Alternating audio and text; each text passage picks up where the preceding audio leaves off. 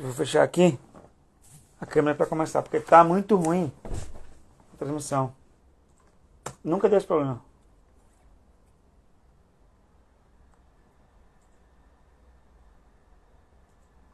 Ah,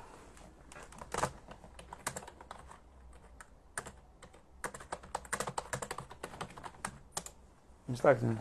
Aí.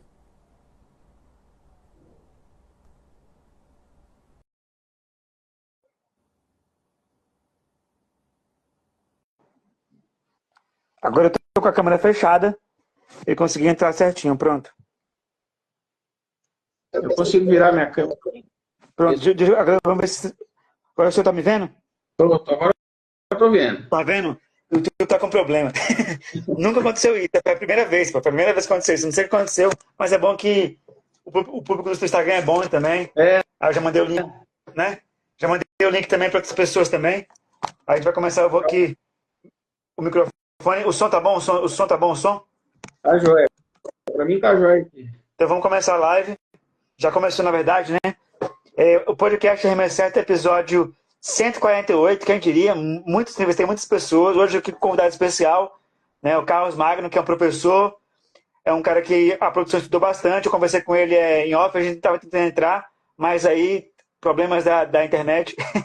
Mas vamos fazer aqui pelo Instagram. Fazia tempo que não faz a live pelo Instagram, né? Aí a produção acha melhor fazer pelo YouTube, porque é mais fácil cortar.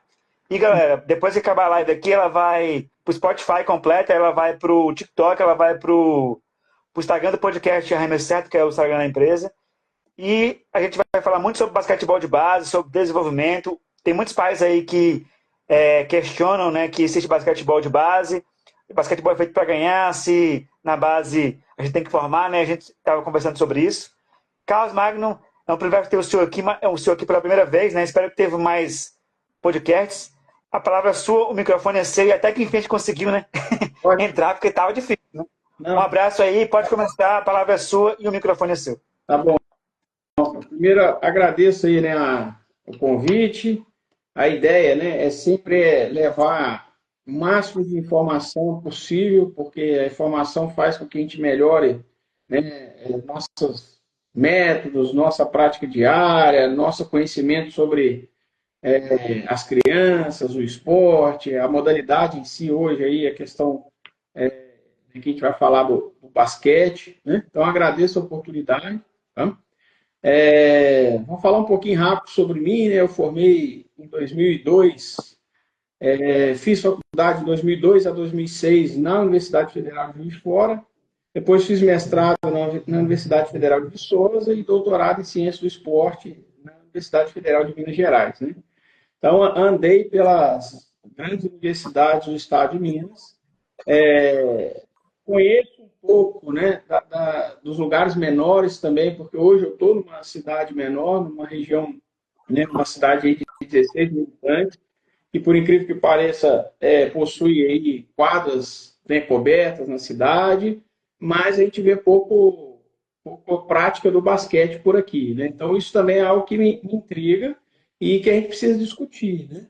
Da onde está se perdendo ou se perdeu ou por que a gente vem talvez diminuindo a prática, né? Claro que nós não vamos chegar nunca, e aí você sabe disso, né? Igual os Estados Unidos, né? Porque lá é a origem de tudo e o carro-chefe do esporte coletivo é o basquetebol lá, né? Mas aqui a gente vê que a gente tem muita dificuldade, né? De, desde pequeno, incentivar para a criança faça ali o basquete. É claro que a gente está num país onde a adoração por uma outra modalidade, aí, que é o futebol, talvez impeça, né, um pouco do desenvolvimento, né, principalmente se a gente falar hoje ali do basquete. Né?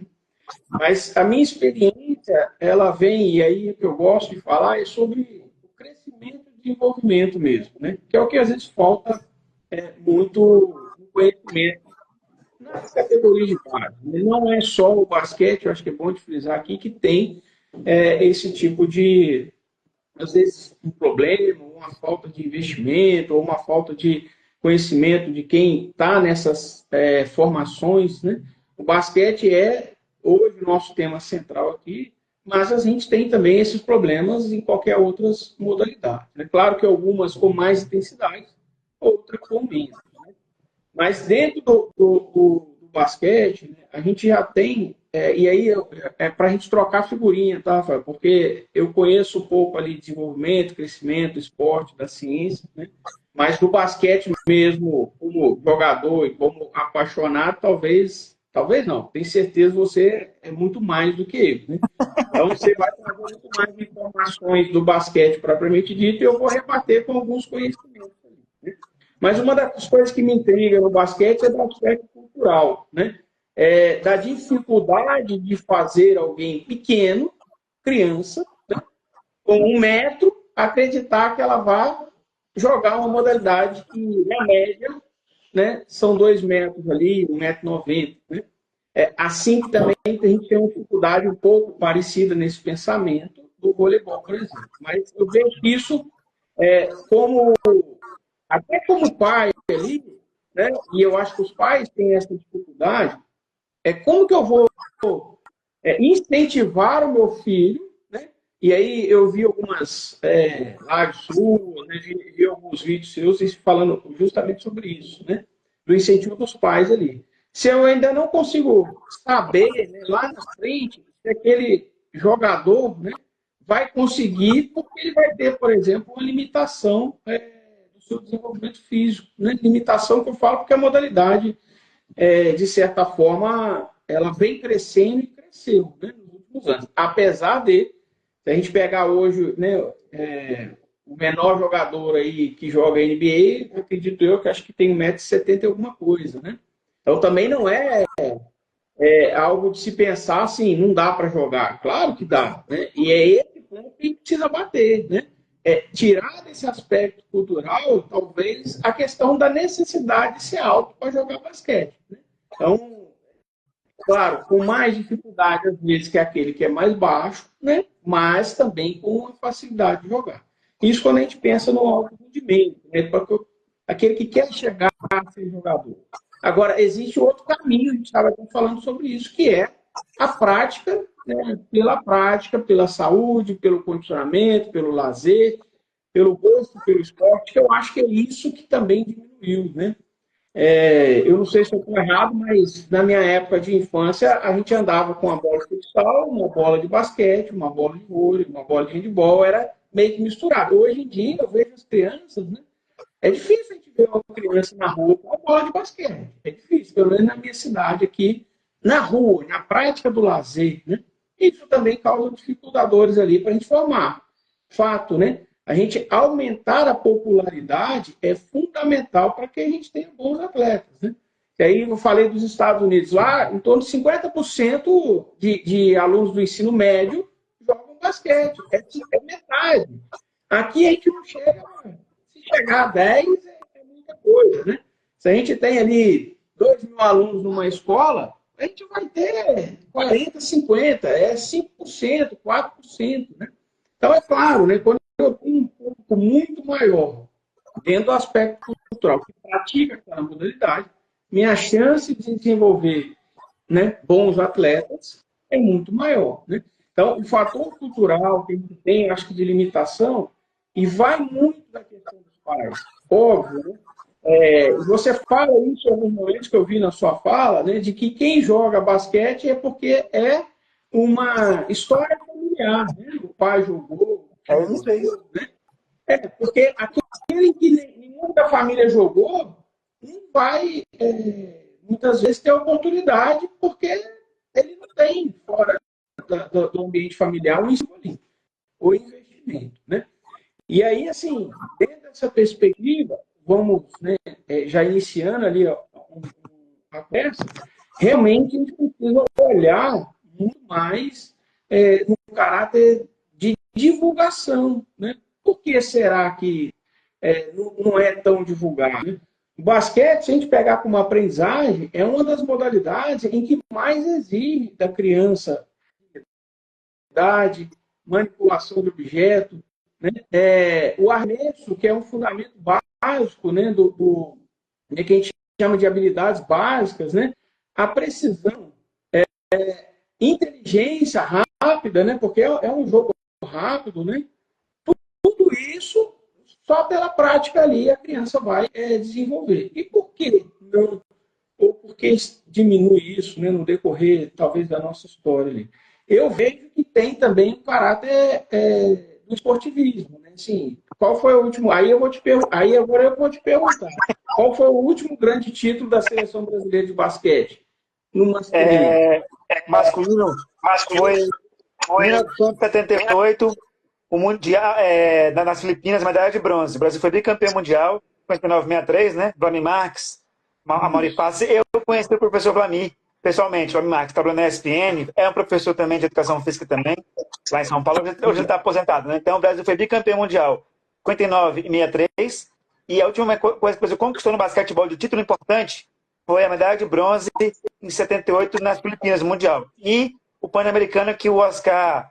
A única coisa que o Oscar ganhou pelo Brasil, 87, e assim, essa vai ser uma discussão boa. Eu respeito o Oscar, eu sou amigo joguei com o filho dele, né, o Felipe Schmidt, mas assim, eu não acho que o Oscar é o maior jogador da história do Brasil, e por culpa dele, a gente não conseguiu mais formar atletas, né, porque na época dele ele só arremessava um jogador que não gostava de marcar, e um cara que nunca ganhou nada pelo Brasil, ganhou um título que foi esse Pan-Americano em 87, esse é o título recente, né, e essa é uma discussão boa. Você acha que o Oscar ele ajudou o basquetebol ou ele atrapalhou? Porque depois da geração dele, nós não conseguimos fazer um arremessador constante, né, que realmente nessa área de arremesso era um monstro, mas ele é um jogador muito individualista. Eu queria que você falasse sobre isso. A importância de você ter um bom ambiente, né, e ter atletas com exemplos. Né? No basquetebol, o último grande jogador nosso foi o Nenê.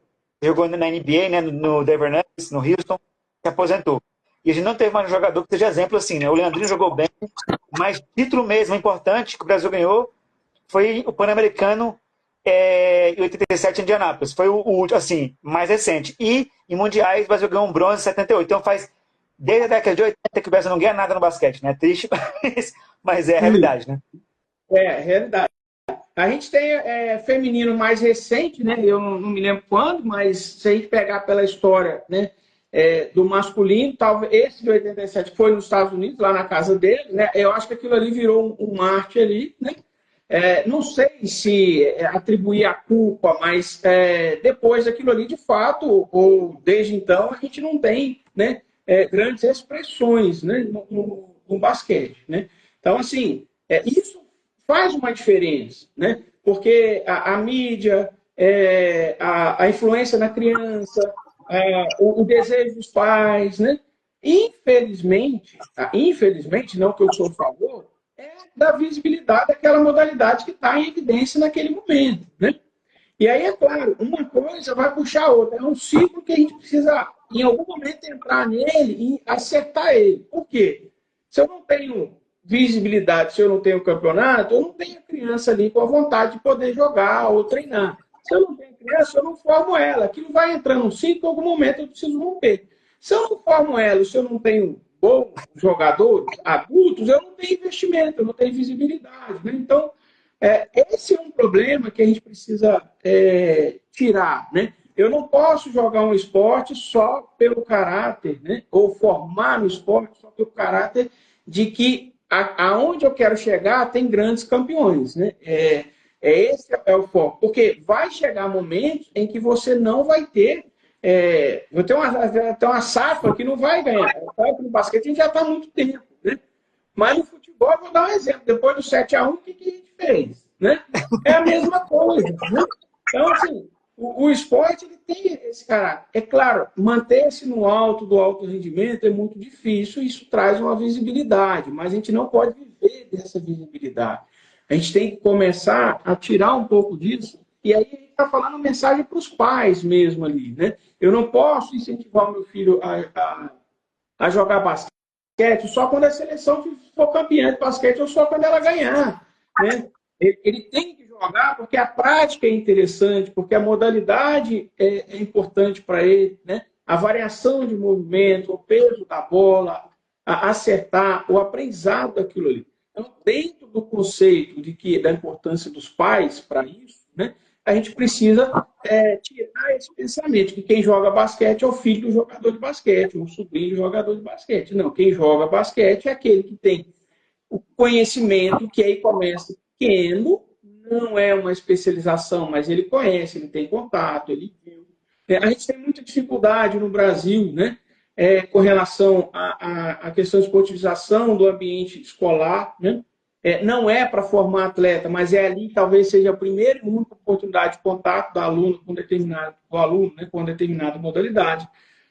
Nós temos, né, apesar de ter um país imenso e parecer que a gente tem muitos lugares de prática, a gente não tem, né?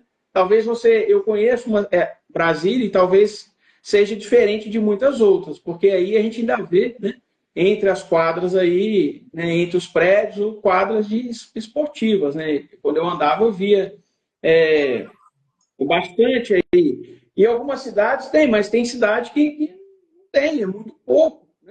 Morei em Belo Horizonte 10 anos, dificilmente você vê uma praça lá com uma quadra pública num local que eu morei. E dificilmente vê essa oportunidade.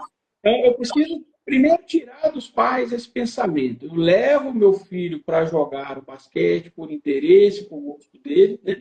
E aí ele vai criando esse hábito desde pequeno. Isso é muito importante, tá, Rafael? A gente reviver, né, uma cultura diferente, trazer de novo o gosto por uma modalidade em que, igual você falou, até, né, 87 ou na década de 60, pelo menos foi uma das melhores ali, né, era, né, um grande chamariz ali para a gente ter as crianças participando, né?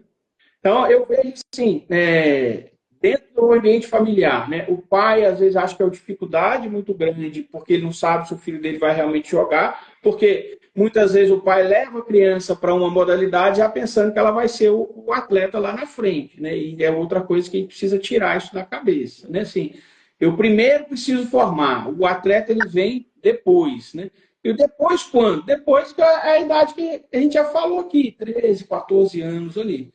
Né? É esse começa o pensamento mais de falar assim, agora vai ou não vai. Aqui no Brasil a gente tem muita dificuldade também disso. Né? Eu estava lendo uma reportagem do jogador, até ele tem uma experiência interessante, que é o que a gente precisa falar também. Né? Ele foi atleta de salto em altura e distância, me parece, e depois foi jogar aí, depois de 2020, foi jogar até mesmo no time em Brasília. Eu esqueci o nome dele aqui agora.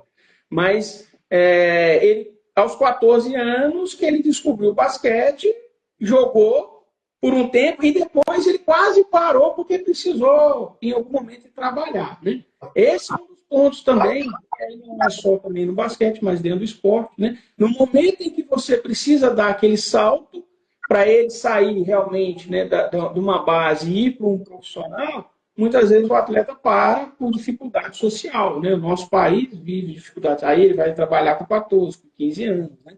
Então a gente perde muito aí também no contexto social. Mas só para a gente fechar a questão familiar, né? Os pais eles precisam muito entender desse processo, de que eu preciso levar e preciso apoiar que o meu filho pratica aquela modalidade ali, independente se eu joguei ou se ele tem alguém da família que jogou. Né? E outra, né, eu preciso esperar realmente ele criar aquele hábito, o gosto, porque isso também demora, né?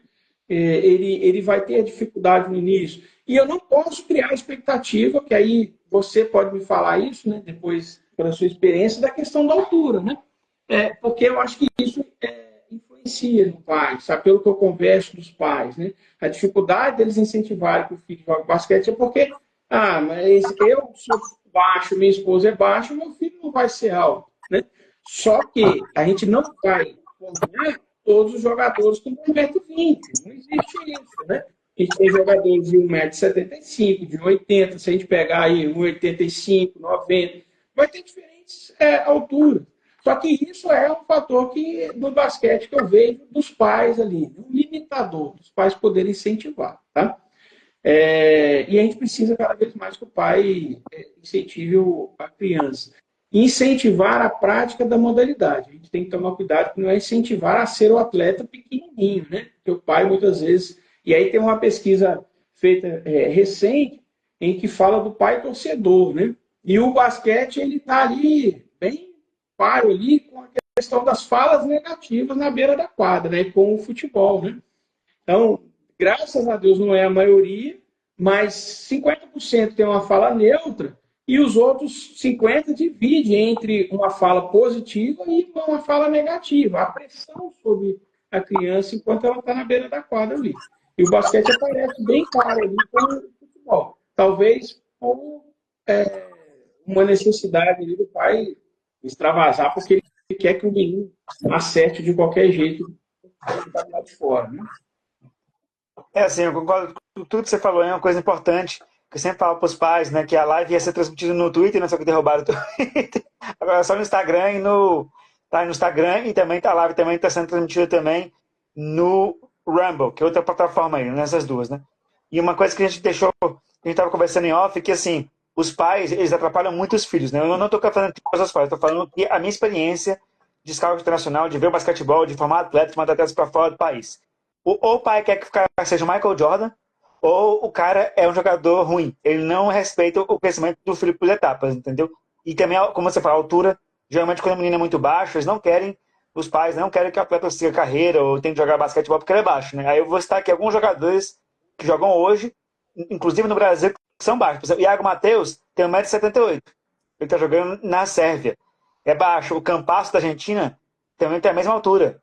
Entendeu? Aí eu posso citar lá atrás, Spud Webb, né, o Muggsy Bogues, mas então, assim, e hoje tem muitos jogadores, o armador do Japão tem 1,68 m, o armador do Japão que jogou contra o Brasil agora na Olimpíada, então assim, dá para jogar, mas o cara tem que se empenhar muito. E é isso que eu falo para os atletas, para os pais.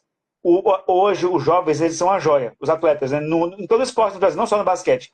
Se você não lapidar o atleta para ele tomar decisões, para ele, a formação dele mental, técnica, né? E a mental hoje eu acho muito importante, porque eu entrevistei 5 psicólogos no meu podcast. Um deles é um só de basquete, que é o Daniel da Silva, que ele tem um Instagram chamado Jogo Invisível. Ele foi psicólogo da seleção brasileira sub-18 esse ano, brasileira, que foi o campeonato foi na Argentina, e ele falou sobre isso. Os atletas de hoje, eles não gostam de meditar, eles não gostam de fazer coisas que são para manter o foco, entendeu? Estou falando de esporte de alto rendimento. Né? Eu acho que sub-18 já é esporte de alto rendimento. O que acontece? O atleta chega mal formado nessas categorias, como a gente falou aqui, ele não consegue desempenhar os seus fundamentos porque ele não teve uma base boa com 14, com 15, e quando ele chega no 18, ele chega mal formado. E os que têm uma técnica apurada, eles não têm confiança, porque na base não foi feito esse trabalho psicológico. Eu não sei se você acompanhou, depois eu mando para você o estudo da Universidade de Stanford, da área psicológica.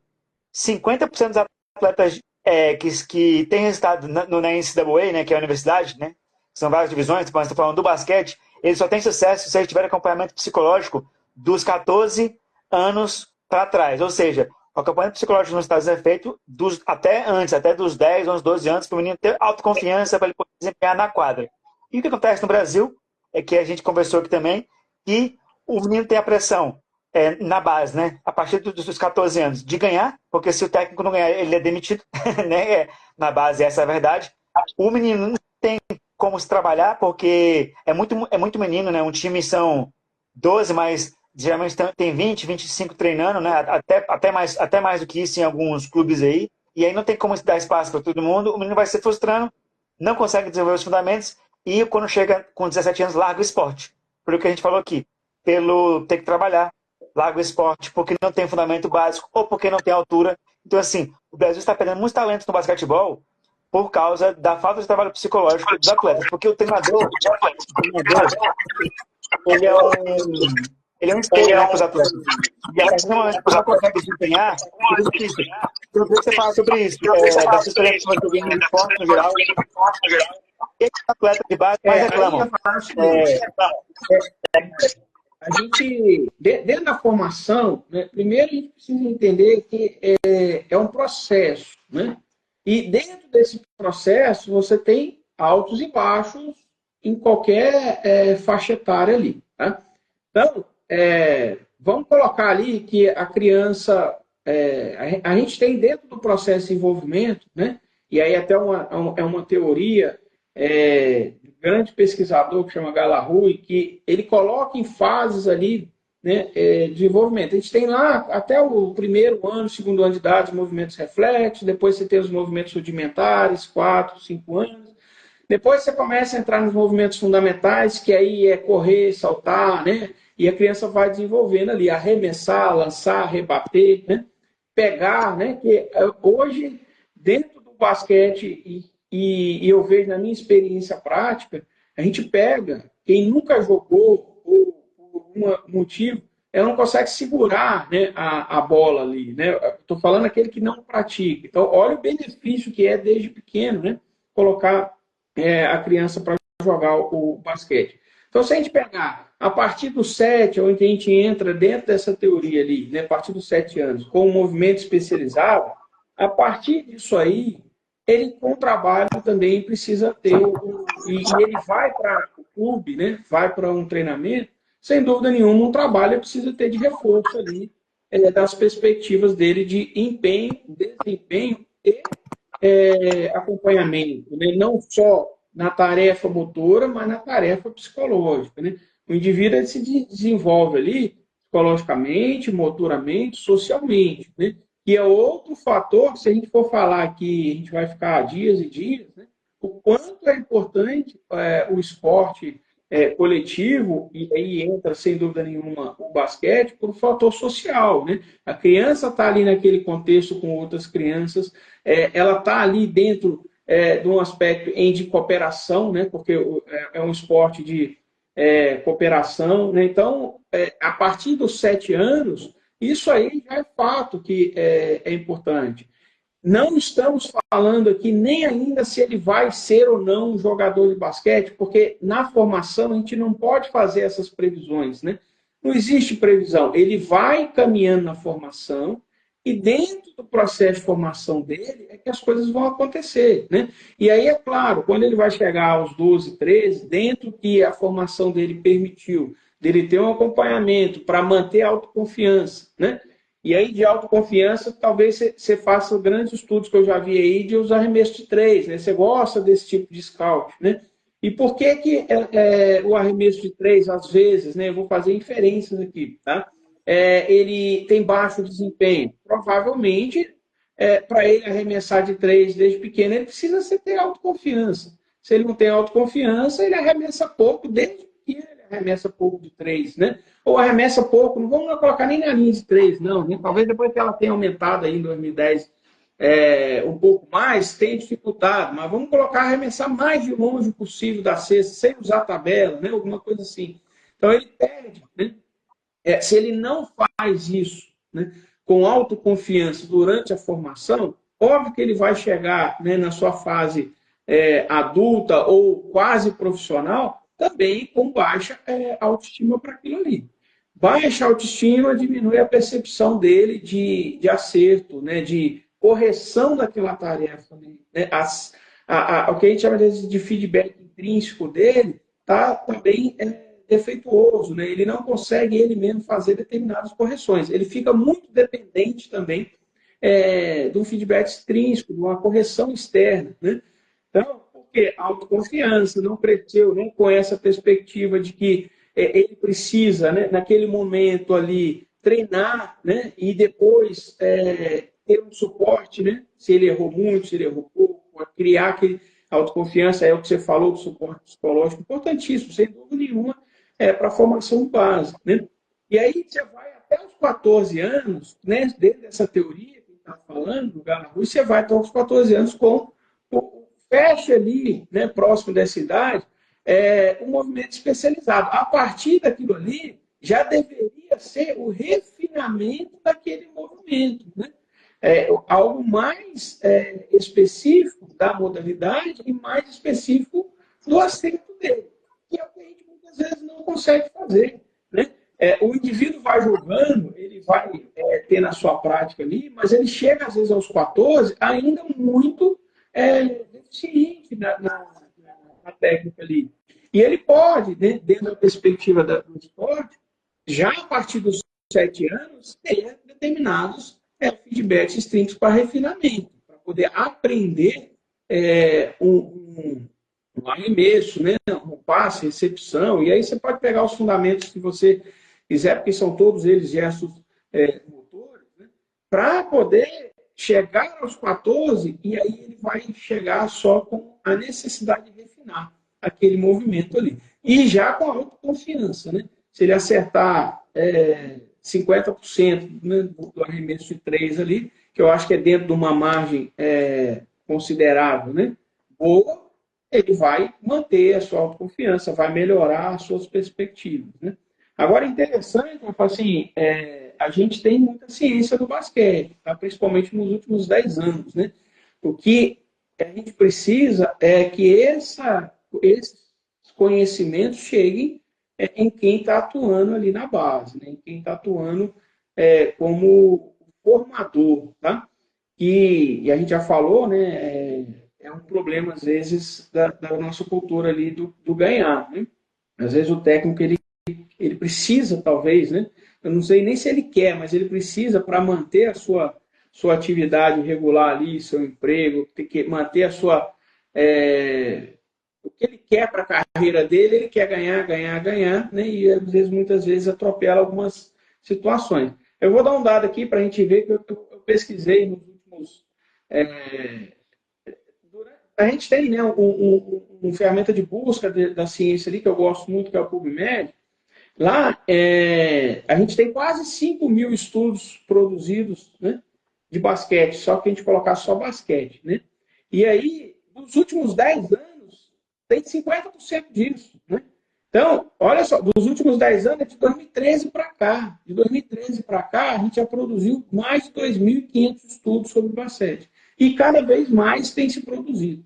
Inclusive, é bem interessante uma revisão que foi publicada em 2018, falando da formação do juvenis NBA. Né? Aí eu dei uma lida para poder ver se o meu pensamento em relação ao basquete estava muito atrasado, e não está. Né? A nossa formação, ela precisa até aos 12 anos, 10 anos ali, né? Ela ser mais completa e menos específica, porque muitas vezes a gente fala para a gente formar atleta de basquete, a gente tem que colocar o basqueteiro lá desde os 8 anos de idade, né?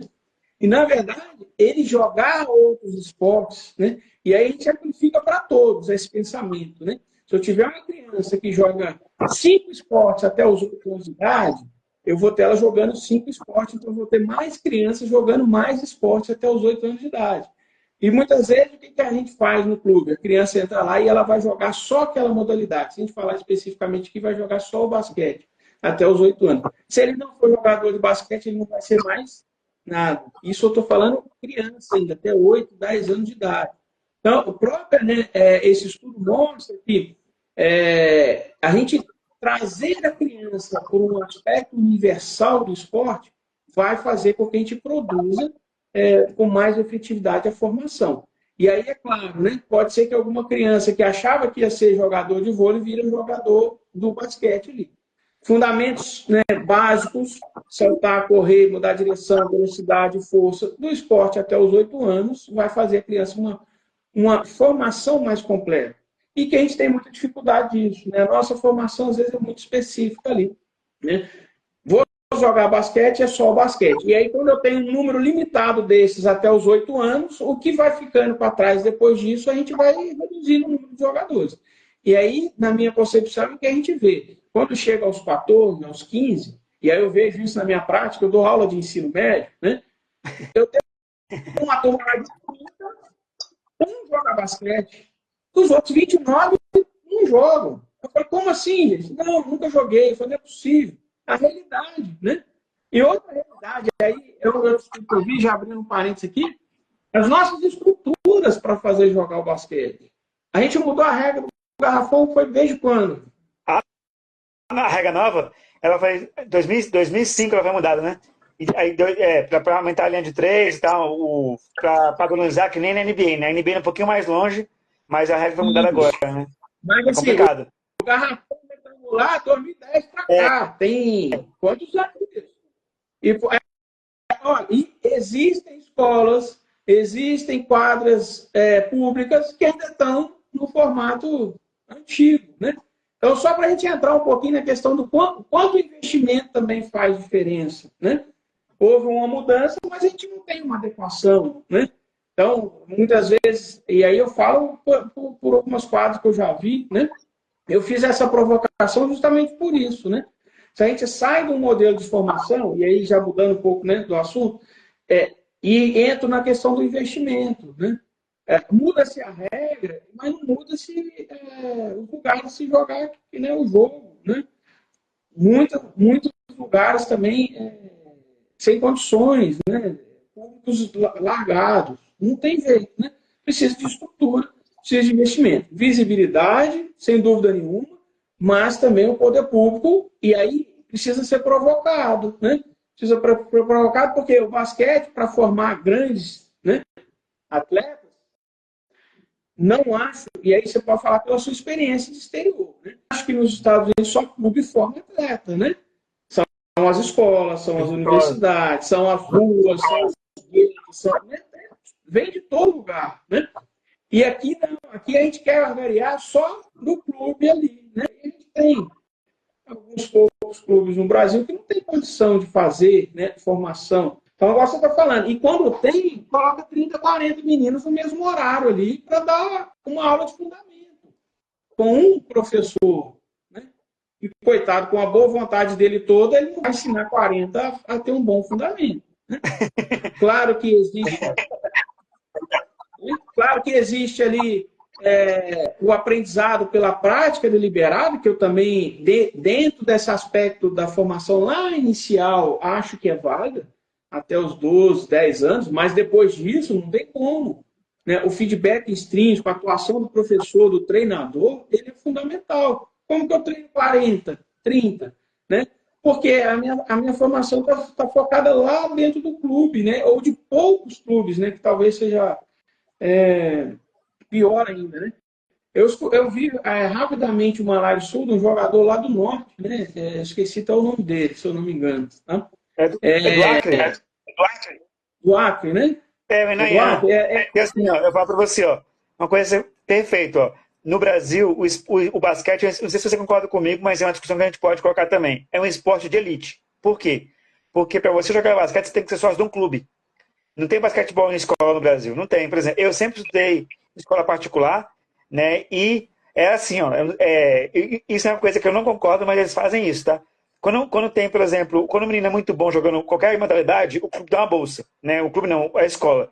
E aí a escola faz as panelinhas, né, dela. Aí pega os melhores jogadores e põe todo mundo para jogar no mesmo time. Aí ganha os campeonatos, entendeu? E aí, geralmente, esse menino que joga na escola, ele também joga também num clube. Por exemplo, eu já tive atletas no Pinheiros, no Paulistano, tem atleta que joga basquetebol nos Estados Unidos também em universidades, já tive atletas em high schools, e assim, a formação é completamente errada no Brasil. Aí, como eu falei, não tem quadras públicas, como você falou. Por exemplo, em Brasília é surreal. Aqui em Brasília tem 12 quadras públicas em ótimo estado, reformadas, com aro, tabela, e tem até quadra pública em Brasília com aro retrátil, tabela de acrílico. Pública, tô falando quadra pública, tá? Então, assim, aqui tem muita quadra pública para você poder praticar o basquete, entendeu? Nos outros estados não tem. O próprio São Paulo, já fui para São Paulo várias vezes, lá em São Paulo não tem. Tem o Vila Lobos, tem o Ibirapuera, mas são espaços que você joga, entendeu? Basquete. Então, para você fomentar o esporte, você precisa de práticas, precisa também de locais públicos, né? Porque nem todo mundo pode ser sócio de um clube. Então, no Brasil, infelizmente, o esporte, o basquete, é um esporte de elite. Para você poder praticar, você tem que ser sócio, né, de um clube. É a realidade. E não existe esse negócio de falar que escola forma. As escolas no Brasil, infelizmente, elas estão preocupadas com outras coisas. E o esporte não é uma delas, né? E aí, se você pegar... O ano passado, ó, não sei se você chegou a saber, mas eu achei muito bom isso aí. Não ia ter campeonato escolar, né? E aí o governo federal, fez o campeonato em Brasília, os jogos escolares, todas as modalidades, né? E teve o basquete. Afinal, foi a Amorim de São Paulo, eu entrevistei vários garotos do Amorim de São Paulo, que é a escola mais forte de São Paulo para o basquete, e foi com o time do Pará. Eu também entrevistei os meninos do Pará também, da escola do Pará, que foi o Bernardo Bessa, que joga no Paysandu, e outros meninos também que eu entrevistei. E aí, qual foi o outro menino que eu entrevistei também? Foi o Bessa e foi o Samuel, que ele é muito bom também. Ele é sub-13 e ele joga sub-15, 17, ele é um menino muito bom. Mas, e o técnico do Paysandu, ele jogou basquetebol comigo, que é o Paulo Carmona, né, quando a gente jogava basquete, Brasília. E aí, Lá no Pará tem 3 times: JP, Sports, o Paysandu e o Remo. Aí eles jogam entre eles, entendeu? E não tem basquetebol de escola no Pará. Não tem. Lá é os que jogam no Paysandu, no Remo, que jogam nas escolas, né? Então, assim, a gente tem que fazer esporte no Brasil na escola, pô. Nos Estados Unidos é assim. Entendeu? Por exemplo, aqui o pessoal quer cobrar, ó. O pessoal, olha só o nível do nosso basquete. O basquete do Brasil, com todo respeito às pessoas que organizam, ele é amador. Eu vou dar um exemplo para você. Eu disse que você acompanhou a Olimpíada. O Alexander Petrovic foi técnico do Brasil. Ele não recebeu salário e nem tinha contrato. Já viu isso? Uma seleção para uma Olimpíada, que é o torneio mais importante, o treinador do Brasil não tinha salário e nem tinha contrato. Isso é um amadorismo que é o nosso basquete, entendeu? E aí o Brasil jogou contra a França, perdeu, mas não jogou tão mal. Contra a Alemanha passou por cima. E depois pegou o Japão, classificou, e aí pegou os Estados Unidos nas quartas de finais. E foi eliminado. Aí o pessoal criticou, eu falei, o Brasil não vai ganhar, pô. Isso não vai acontecer mais. Não é por causa que o basquetebol do Brasil é ruim, não é isso. É porque desde os caras estavam no Brasil. A gente falou isso em off. O Ertas, um grande armador, não tem que tirar os méritos dele. É um baita jogador, mas não dá mais 41 anos de jogar pelo Brasil. Não dá mais. Benite, não dá mais. Tem vários caras. E a gente não conseguiu renovar. A gente não tem base, não tem basquetebol na escola. Como é que a gente vai renovar o basquete brasileiro? Como é que a gente vai colocar armadores bons? É difícil, né? Então é bem complicado esse nosso sistema. E se não tem quantidade de atletas, não tem como tirar qualidade, né? Eu entrevistei a Suzette Gobi, ex-jogadora da Seleção Brasileira Feminina, né, de basquete. Ela foi medalha de bronze no Mundial. Ela é antes da geração da Paula e da Hortência, né? Suzette Gobi, e ela falou a mesma coisa. Ela tem um projeto em Bauru de basquete, e basquetebol na escola. Então, assim, lá funciona, mas Bauru é muito pequeno, é interior de São Paulo, entendeu? É pequeno, não dá para você fazer basquetebol. Tem que basquete, futebol, tênis, skate, qualquer modalidade tem que ser implementada nas capitais, para que as capitais puxem para poder expandir para cidades menores, né? Não tem como você fazer esporte na cidade menor e expandir para as capitais. Ao contrário, a capital tem que puxar isso aí, entendeu? Por exemplo, Brasília. Não sei se você acompanhou Brasília no basquete, a gente tinha um time tricampeão do NBB, né? 3 vezes seguidas, que era uma universidade, não vou lembrar aqui o nome, e entrou 2 times. Esse ano, um time saiu, porque não tinha grana, né? E os nossos times aqui ficaram em último lugar no campeonato. Então, já diminui a procura pelo basquete, entendeu? E, por exemplo, Minas tem o Minas Tênis Clube, né? Que é um time forte, no profissional, né? Tem o Praia também, que é de Uberlândia também, eu conheço o técnico do Praia, mas assim, Minas, em termos de basquete, é mais forte que Brasília, né? Mas mesmo assim, o Uberlândia fica mais afastado, o Minas e o Ginástico ficam na capital, né? Então, assim, o basquete no Brasil ele é muito, como posso falar assim, não é largada a palavra, ele é muito distante. Tem clubes, por exemplo, muito bons na capital e clubes no interior, mas esses clubes é muito difícil ter um campeonato, né? Brasileiro. A CBB está tentando fazer, mas você vê que não está dando certo, porque não se forma ninguém, né? E a gente pode abrir aqui a discussão sobre a parte mental dos atletas. Não sei se você falou aqui na live que o aluno de ensino médio, isso é uma coisa que é bizarra, né? Nunca praticaram basquete, né? Isso é coisa do ensino médio. Então a gente podia falar sobre isso, né? Que como é difícil em escola você implementar a educação física, porque as escolas não querem, né? Mas implementar o esporte. Pelo menos aqui em Brasília é muito difícil você conseguir uma bolsa numa escola particular com um atleta, é muito difícil. Então eu queria que você falasse sobre isso, que é importante. No basquetebol tem que ser na escola, né? Não em clube, né? Tem que ser em clube também, mas tem que ser mais na escola, porque tem mais gente na escola do que em clubes, né? Isso, assim, a gente só precisa separar, para as pessoas entenderem, assim, né, também, né? A educação física, como uma disciplina na escola, ela tem uma formação que ela vai além do esporte, né? Óbvio, né? Ela tem uma formação humana, ela tem uma formação, né, que a gente chama de higienista para a saúde, ela tem uma formação de conhecimentos gerais, né? Só que, para a gente democratizar, né, determinadas esportes ou dar oportunidades, né, é também um espaço em que pode e deve acontecer, né? Talvez não, estou falando, dentro de uma disciplina, tá? Mas, e aí é o que acontece muito aqui no Brasil, que a gente sonha há muitos anos, né, das escolas integrais, que naquele contraturno ali, o esporte vai ser desenvolvido, e aí você vai ter as suas equipes ali, né, com a oportunidade de preparar aquele aluno, ou todos eles, passarem por determinadas, vamos colocar assim, escolinhas no contraturno, para que eles possam ter oportunidade. Porque o que você fala é muito claro, né?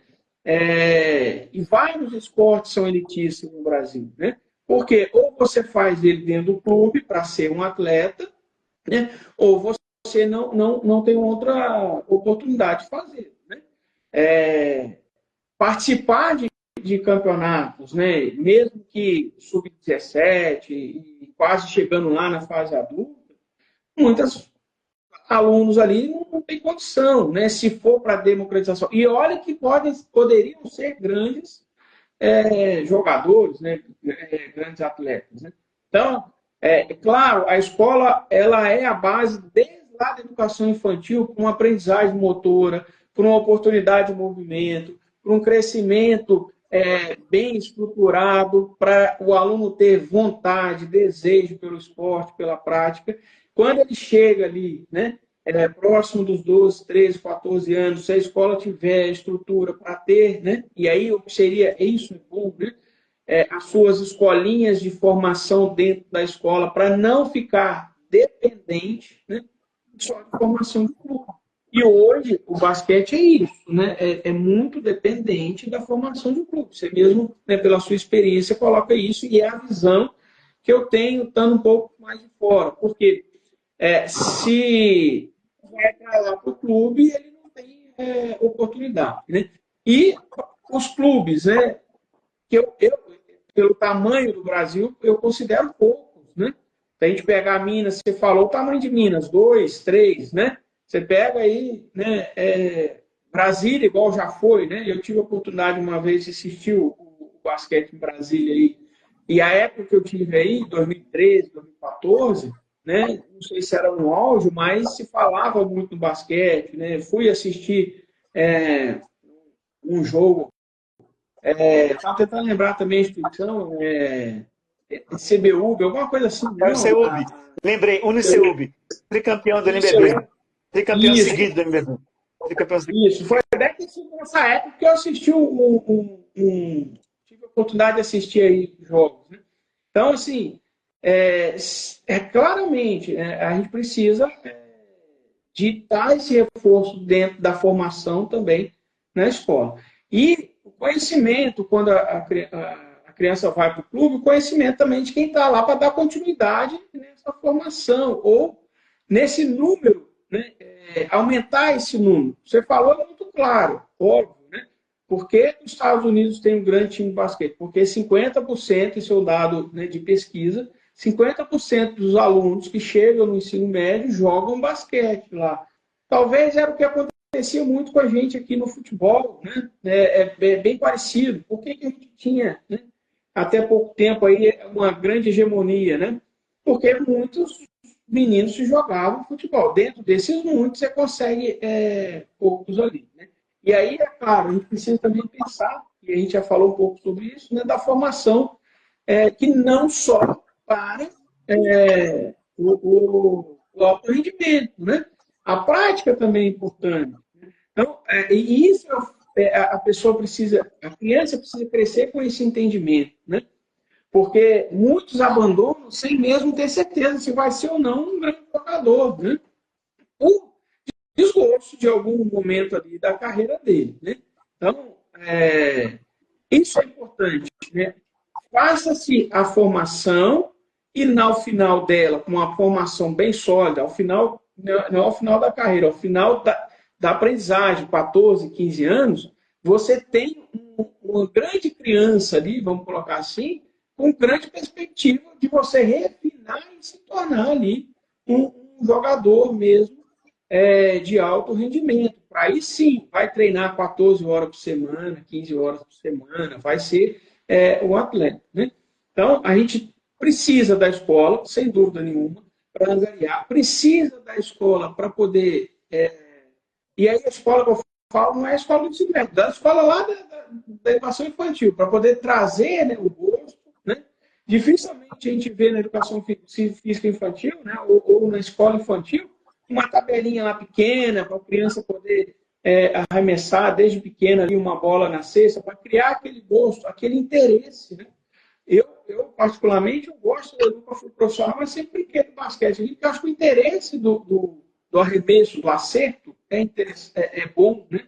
Desde pequeno. Então, não tem, assim, dificilmente a gente tem visto isso na escola. Então, crescer com essa difusão, né? E o investimento, você falou, né? Não dá para um técnico de uma seleção brasileira participar de uma Olimpíada sem salário. O que dirá da formação como não está, né? É investimento. Não tem jeito. Precisa. E é só público? Não, é privado. Aí precisa difundir a modalidade, precisa ter mais jogadores, a gente precisa ter mais gente que gosta. A gente precisa ter, né, de gente como você, que eu vejo apaixonado, que quer difundir, que quer melhorar, porque não dá também para a gente ficar só carregando, né? Vamos levando assim, vamos ver aonde vai dar, né? Então, né? E assim, a perspectiva que eu vejo é mais ou menos essa. Na sua fala agora, acho que confirma aquilo que eu penso, porque um treinador ir para uma Olimpíada sem uma perspectiva, como que você faz com essa modalidade, né? E que desde 87 não tem um êxito, né? Então, vira tudo um efeito cascata, né?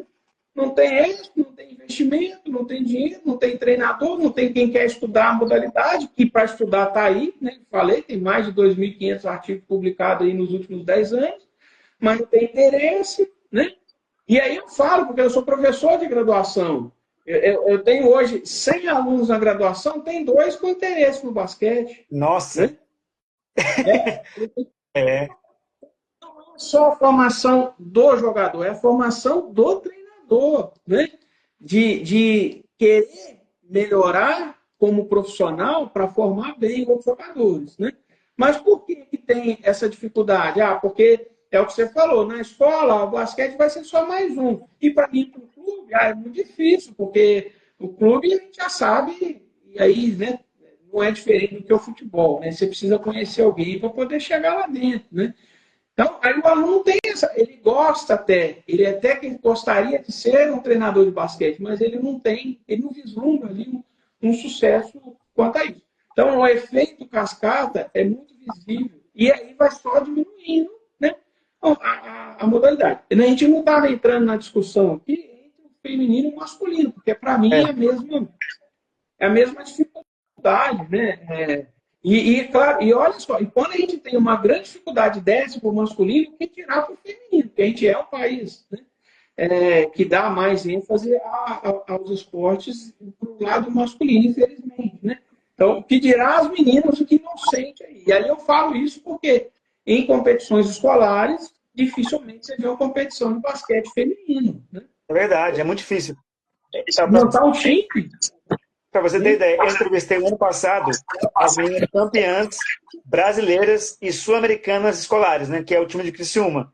Eu entrevistei as 2 meninas, né, e a treinadora. Elas fazem trabalho. Eu nem sabia, o basquetebol do Sul parece que é uma Europa dentro do Brasil. Eu vou te falar por quê, que eu conheço lá vários treinadores muito bons, já viajei para o Sul, já vi o basquetebol de lá, né, para pegar atletas para mandar para fora do país, recrutar jovens, né. A Federação Catarinense, a Federação Gaúcha, o basquetebol no geral, eles pagam para o treinador da seleção do estado para ele poder ser técnico da seleção do estado. Então, só os melhores treinadores do Sul são técnicos das seleções de estado. Isso aí, assim, não é uma coisa que era para ser assim, surreal, mas é uma coisa que só acontece no Sul. Eles pagam muito bem para o técnico ser o técnico da base, sub-14, sub-15, sub-17, né? E assim, eu achei fantástico. E tem um cara lá no Sul, que é o Gilberto Vaz. Esse cara, eu vou entrevistar ele, ele é muito bom também. Ele tem um trabalho lá chamado o IBBC, que é o trabalho lá que ele tem um trabalho social e o time. Então, esse cara ele pegou um time dos Estados Unidos lá de uma major, né, de uma categoria major lá, que é feminino, e trouxe pro Sul para treinar com eles, entendeu? Para você ver o nível desse cara. Ele já viajou para San Antônio, no Texas, ele faz um trabalho no Sul, time de Florianópolis, né, o IBBC. E assim, é um time fantástico, entendeu? E é uma coisa que devia ser feita em todas as cidades. O técnico da Federação do Estado, de base, ele tinha que receber um salário da federação para poder exercer a função de técnico. A maioria dos treinadores não recebe, né? E aí fica difícil você até quadra para treinar. Estou dando um exemplo aqui de Brasília, as pessoas não servem para a seleção do Estado, tanto masculina quanto feminina. Então, assim, você vê que é um problema, é um efeito cascata. O técnico da seleção principal não recebe salário, nem tem contrato. Isso é ridículo. Aí depois, o Sub-19, o pessoal também não tem muito investimento, nem visibilidade. Aí você vai para o 17, para o 15, aí você quando você falou na sua universidade que você dá aula, não tem alunos que querem ser professor de basquete, porque não tem visibilidade, não é um bom salário. Como é que daqui a 20 anos, quem é que vai ser técnico desses meninos? Como é que vai renovar os treinadores? Os treinadores são essenciais para a formação do atleta, tanto que ele estude e tenha conhecimento. Vou dar um exemplo para você aqui. Na Europa, tem máquina de arremesso, você já jogou a ver, e tem máquina de mecânica de arremesso. A máquina de arremesso, você põe a bola, programa lá, aí se você errando ou não, ela cai lá e volta na sua mão, automático, né? E a máquina de mecânica de arremesso, que você põe a mão para fazer a mecânica de arremesso. E também tem programa de arremesso, que eu uso com os atletas, que é o Home Court, que é para iOS, e o Biology, que é para Android. Então, tem aplicativo. E olha só, eu não sei se você conhece esse aplicativo, é tão bom que você instala no celular, tanto Android quanto iOS, ele grava a mecânica do arremesso, para você programar 10 minutos. Ele dá você arremessa 10 minutos, ele dá, quando você acaba de arremessar, o aproveitamento do arremesso de cada e a marca na quadra. Então hoje, o cara só não treina arremesso se ele não quiser. Imagina só, todos os clubes do Brasil, cada um comprar um iPad, aí vocês.